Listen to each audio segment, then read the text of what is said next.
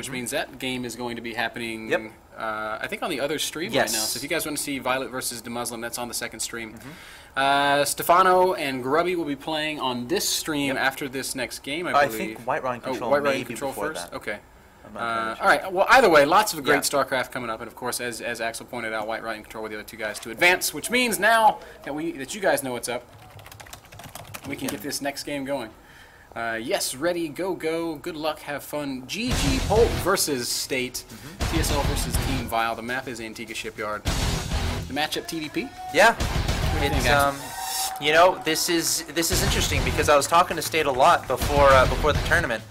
He was practicing pretty much exclusively PvZ. He's not a full-time player. He's a full-time student right now in college, so he can't really practice every single matchup as much as he would like. So before coming into this tournament, He is so close to that camera. yeah, he is, man. And He's there's Twitter. leaning right near it. Oh, there is Twitter on the screen there. It's Rotterdam's Twitter. Twitter.com/Rotterdam08. You guys can. Is that? I'm definitely you guys in can StarCraft send 2 right tweets now. to Rotterdam if you would like. I'm definitely in StarCraft 2. You can also send tweets to Axel Toss. Yeah, if you want. How do you do that, Ax? Oh, well, you can follow me at Axel Toss on Twitter as I try to get the StarCraft screen loaded up here. Do you have the game? Yeah, I'm in the game right now. It's on the monitor.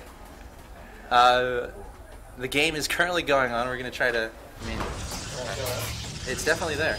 I think y'all are trying to pull the feed off the wrong computer, maybe? No. Well, I definitely have Twitter up. Yeah, that's not, I think that's it's, not the same page. extended monitor. It should be on Should we public pause web. the game really quick?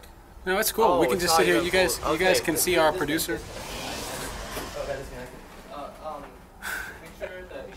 Excuse the difficulties here. I guess we'll have to commentate the game without. It's all good. We have things worked out. Our gun run All walked right. into the room, and when that happens, shit just starts working. Yes, Gunrun is saving esports. Okay, cool. Okay, let's go switch back. Yeah, I'm all tabbing back in, so that screen should. And we're back. And, Are we good? I hope so. Yes, Yes. we are. It's a great success. Crowd is definitely happy. Gun run is a Gunrun. wizard. Pump, double fist pump into the air from Gunrun there. Yes, indeed. We need a picture of that. Gosh, that was a Kodak moment. I swear, Gunrun needs to wear capes to these events. He does. He is a superhero. He absolutely is. He should So- wear capes everywhere, actually, not just events. I think everybody should wear capes everywhere. You're right. Why did that used to be like in vogue, and now people just don't wear capes anymore. When we own a country, that's going to be the first rule in the Constitution. You must wear a cape. All right, so I'm going to go ahead and introduce the players. In the top left-hand location, we have the blue Protoss player, State, representing Team Vile. His opponent in the bottom right, we have the red Terran player, Polt, from Team TSL. As we hear the cheers from Yep, there are some Polt fans in the audience. Absolutely. This is the first stream game of Polt. Actually, both these players have yet to be streamed today. Yeah, and State is on the record as saying he's a little bit nervous about it. Oh, yeah. Again, I mentioned this a little bit before. I talked to him a little bit. He didn't practice this matchup that much, to be honest. And the bracket came out, and he realized, oh my gosh, my bracket, there's a lot of Terrans in it. So we'll have to see what he has up his sleeve here. I would imagine it's going to be some sort of quick expand build. Probably not going to take that second gas. Rather, might get a Zealot out and a Stalker and then take his natural expansion. Of course, you have to be careful, though, because a lot of Terran players love sometimes going for that 2-Rax play and then doing some aggression. But here we can see no gas from Polt, so probably going to be a 1-Rax fast expand. Yep, this is one of the, I guess, prevailing styles these days in the matchup. Terran players loving basically the huge longevity that they can get off these fast expand builds. Oftentimes we see double orbital, and it wouldn't surprise me at all if we saw Polt plant another command center here in a minute or two. Yeah, that could definitely happen. Of course, it is a little bit risky whenever you expand that fast. But on the other side of things, I've seen Protoss players once they sniff that out, try to get a fast third Nexus, which is doable, but definitely very risky. As State trying to find that SCV from Polt, will he get away? Man, Polt was being so thorough with his scout there, really trying to babysit it, but it does get picked off by this first Stalker. Nexus going to go ahead and go down for State, so he is playing a very macro-intensive style as well.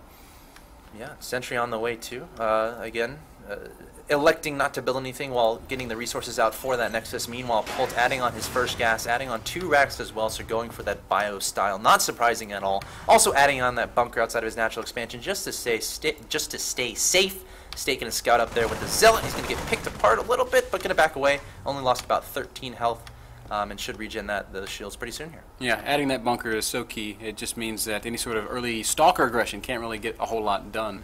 He's got the high ground advantage, and then with the units inside of that bunker, you basically be sacrificing a stalker to try to get up there. It would never work. So we will have the early expands completing for both these guys, and the follow-up for Polt looks like it's just going to be a big bio play. Yep. He's getting his first add-ons going, so he can start combat shield and start stem and do all of that. While State looks like he wants to just add gateways and play it that way. Yeah, and a little bit more about this map. I don't think we've seen a PVT today on stream, if I'm remembering correctly. No, I don't think there's been a PVT played. Yeah, so you know, we have we have some new stuff to talk about. I mean, on this map, a main attribution, the main base is a pretty far distance away from the third. A lot of Terran players love doing that drop play, dropping into the main base while having their goal being, I'm going to take out the main. I'm going to take out the third. I guess I should say. I'm going to take out the third of my opponent while I drop into the main.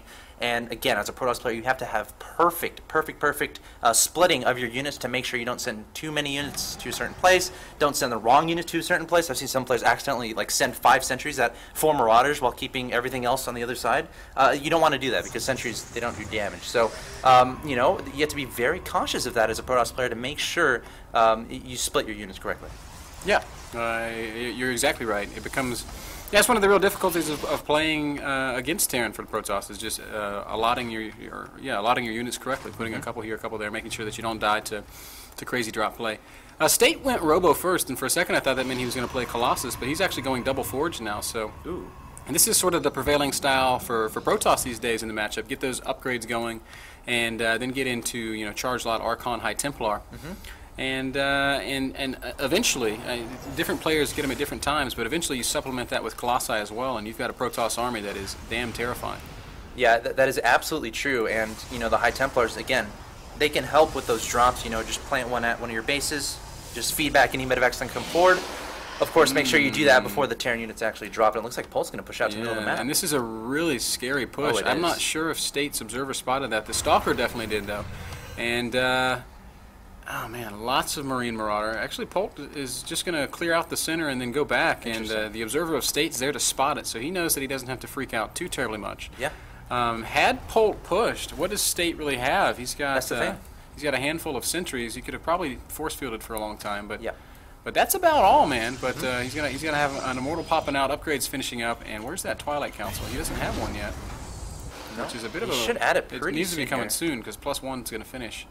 Yeah. In just a little while, especially with Chrono Boost. He might just delay that a little bit. His goal is just to get 1-1, but he doesn't have enough money and enough gas to put it down. We'll have to keep an eye on that. But yeah, that's like the scariest moment as a Protoss player, when you put down the Forge and you start your upgrades, and then all of a sudden you see a Terran army marching across the map towards you. Because that's a really good time, because you're investing a lot into those upgrades, and they haven't really paid for themselves yet. Wow, look at this. It's gonna be a robotics bay for State. So he is just going to play sort of old school Colossus style. Now the Twilight Council will go down.